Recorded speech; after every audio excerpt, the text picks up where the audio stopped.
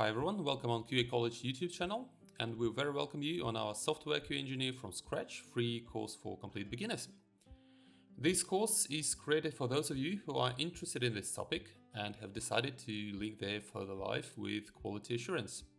I think it's worth to start with the definition of what is software testing, and my favorite one is the search of the discrepancy between the expected and the actual result. If they differ from each other, then we can call it a defect, and the software tester is searching for those defects in the software. The role of a tester in the project, in my opinion, is one of the most important. Any major IT company cannot do without this little person on the project. And let's talk a little about the main stages in the software lifecycle, or as it's also called, SDLC, the software development lifecycle. There are several models of such a lifecycle, and we will discuss it in our future lessons. Okay, let's start with SDLC.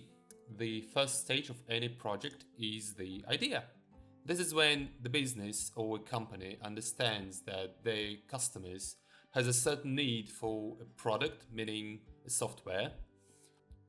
With this idea, they come to an IT company, and if there is a final agreement that this project will be developed, business analysts join and begin to collect requirements. And business analysts talk to the customer and the end user to form a pool of requirements that will need to be implemented in the final product. Then we can distinguish such a stage as design, when UI UX design is joining the project and based on the requirements makes mock-ups or templates of the application that our customer wants to see. And if the customer doesn't have any questions about the requirements and the design, then developers get down to business and the actual development begins.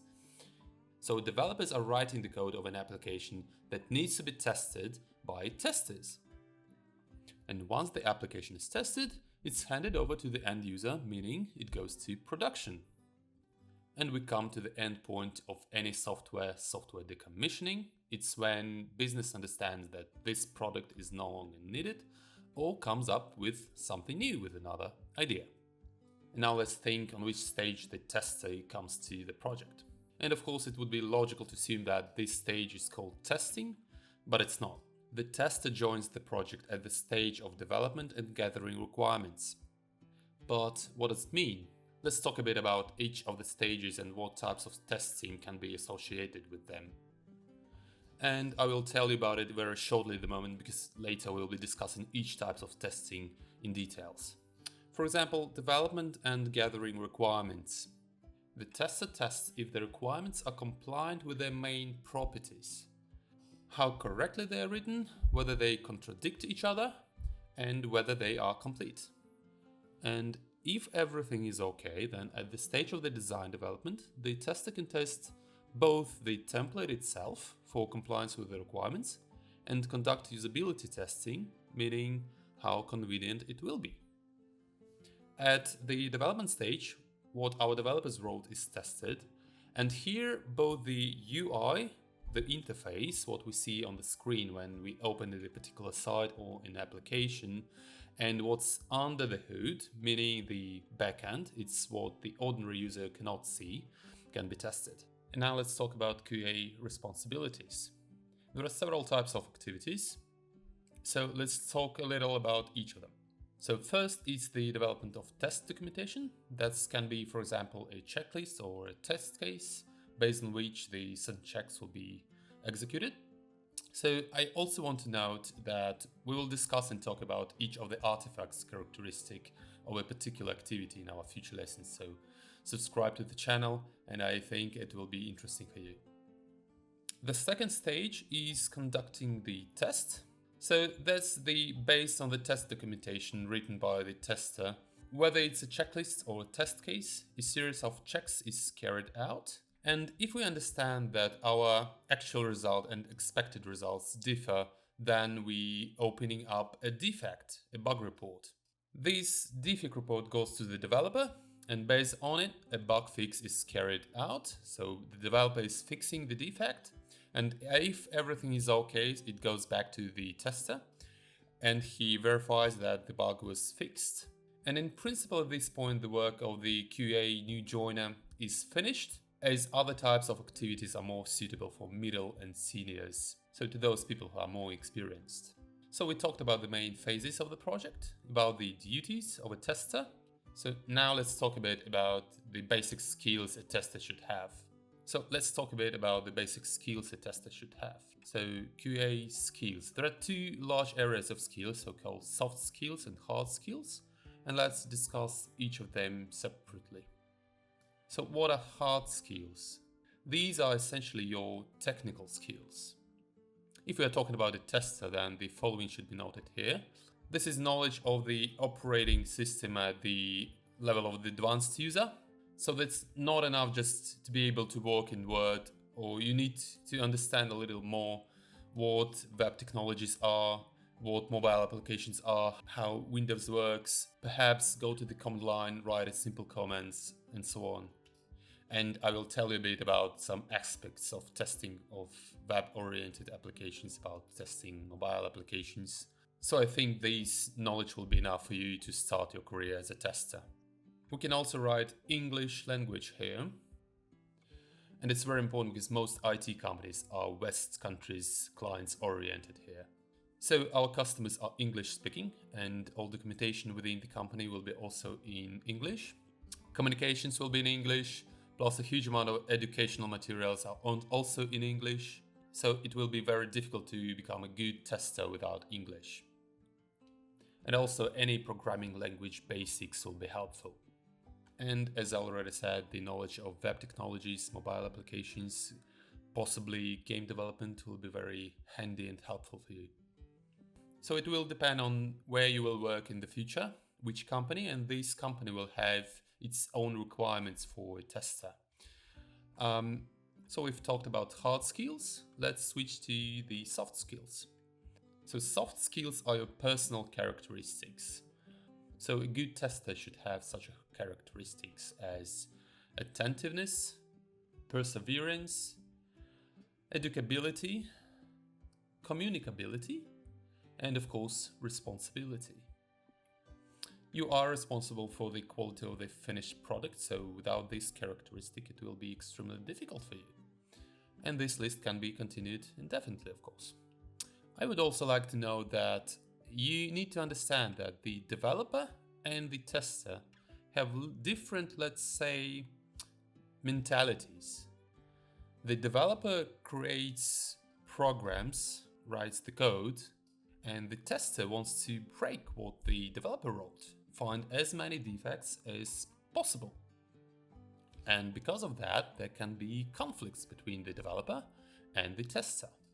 And as a tester, you need to be very communicative and responsible for the quality of the finished product. You do your job, and you came here not to play games and not to make friends, but really take a responsible approach to work and release a good quality product. So now let's talk about why testing is necessary. There are always two sides. It's business and users. And each of these sides has its own needs. Business wants to release a good quality product that will bring it profit. Users in return want to get a good quality product as well. They're paying money for, but also they want their data to be protected. So in fact, both the users and the business don't want to take risks. Business doesn't want to lose money. The user doesn't want, for example, his data about finances, about his family members, or about his health to be leaked to somebody. So he also takes certain risks and wants to get the good quality product he's paying money for. Why I'm saying all that? Because there are quite a lot of examples when companies were paying huge fines as the client's personal data fell into public, or some critical issues were not found when medical equipment software was developed, and in the end, people were harmed at hospitals. So these are huge reputational risks for the company itself, plus the company gets huge losses because of the fines for disclosing personal or sensitive data of his clients, and those fines are very, very huge. Also, there is a very famous model related to how the cost of fixing a defect changes when it's found on different stages of the product development. If a defect is detected at the stage of the development and gathering requirements, its price fixing is very low because all you need to do is just to change the requirements themselves in the documentation. But if the defect is found at the stage of the release when it gets to the end user, for example, the sensitive data becomes known to the public. Firstly, in order to fix the defects themselves, since the code has been already written, it will need to be rewritten again, tested again, possibly to be recalled from the platforms it was deployed to, for example, App Store or Play Market.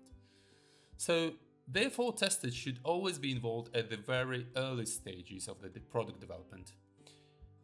So these are main points that I wanted to tell you in today's lesson, but I also wanted to show you how cool it is to be a tester. And in the end of the lesson, let's talk about benefits of working as a QA, as a tester. Firstly, it's a low entry threshold. I mean, it's not a secret that it's much easier to become a tester than to learn how to write a code to become a software developer. But even 10 years ago, anyone who, for example, knew English could become a tester. Now the requirements for testers are much higher, and as I noted earlier, you will need to know web technologies, mobile, or even programming languages on some basic level.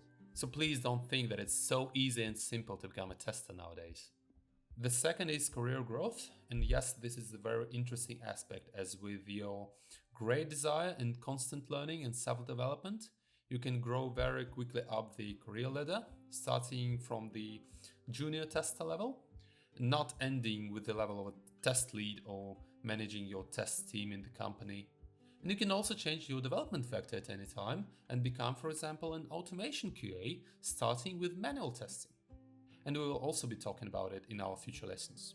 Or you can become a developer, or a business analyst, or a project manager. So you have a huge field of changing your career and, of course, your salary. Since many of you know that in a lot of countries, people in IT receive much more than others.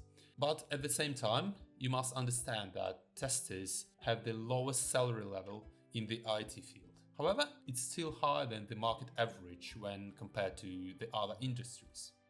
And in the end, this is quite an interesting job. You will never be bored at work, as you will always learn something new. You'll be joining seminars, conferences, reading professional literature, or again, going to YouTube and finding interesting videos related to this area. Well, this was our very first lesson for beginner testers, and in our future lessons we'll talk about the theory and practice of testing. The knowledge received in this course will help you to get your first job offer, I really hope so, and start your work in the company of your dreams. If you found this video interesting, please subscribe, give me a thumbs up, write a comment down below, and I see you in our second lesson. Bye bye.